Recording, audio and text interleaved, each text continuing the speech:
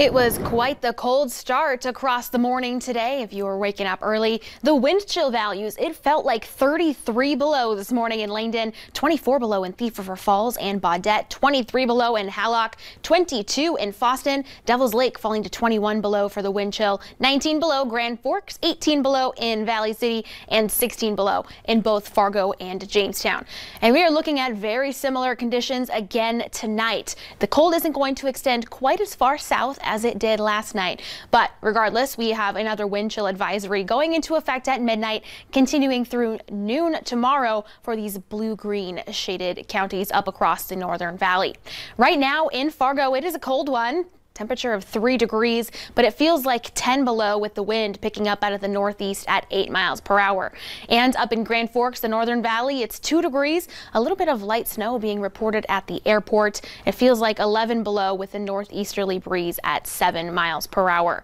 It's much colder, our actual air temperatures across much of northwestern Minnesota. Look at Baudette falling to 14 below, that actual air temperature not factoring in the wind chill. Feels like it is 5 below in Bemidji, with warmer conditions still in the single digits across eastern North Dakota, where the cloud cover is thickest. But in addition to cloud cover, we also have some light snow moving in. The good news is it's not going to be able to push very far east, and here's why. So let's walk through that hour by hour planner. Most of the snow we will see across the Devil's Lake Basin, northeastern North Dakota, a bit of it pushing into the northern Red River Valley, but we have an easterly breeze, and it is a dry easterly breeze that will prevent the snow from really pushing too far east because it will have a lot of dry air to overcome. So it will just hang out across much of eastern North Dakota, particularly across the Devil's Lake Basin as we head through the overnight and into tomorrow morning.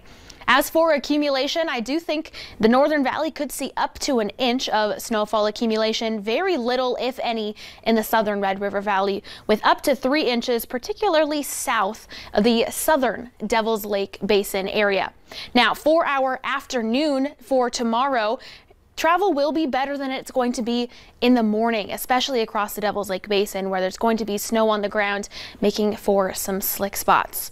The snow will come to an end, but temperatures are going to be cold. Clearest skies, a bit more sunshine across northeastern North Dakota or Minnesota keeps temperatures in the single digits below 0. Your viewer photo for tonight, this one comes from Karen in Roseau, Minnesota, a beautiful shot of a sundog. So thank you so much, Karen, to uploading your photo to valleynewslive.com. We are going to stay cold, not just tomorrow, but into Tuesday as well. Waking up Tuesday morning, our temperatures are going to be in the single digits below 0, only warming up into the single digits above 0 under a partly cloudy sky. We do warm up a bit as we head into Wednesday, looking at around 15 degrees under a mostly cloudy sky. And then we warm up a bit more heading into Thursday. 20s are back on the board, but it's not going to come without a little bit of wind, picking up and gusting at or above that 30-mile-per-hour mark. By Friday, we have some warmer air ushering in. We could see our high temperatures pushing upwards of 30 degrees under a mostly cloudy sky. But then, Cordy, I'm watching very closely as we head into next weekend. Looks like there will be a bit of a storm system setting up across the northern plains. We could see a bit of that here in our neck of the woods, so we'll be keeping a very close eye on it over the next couple of days.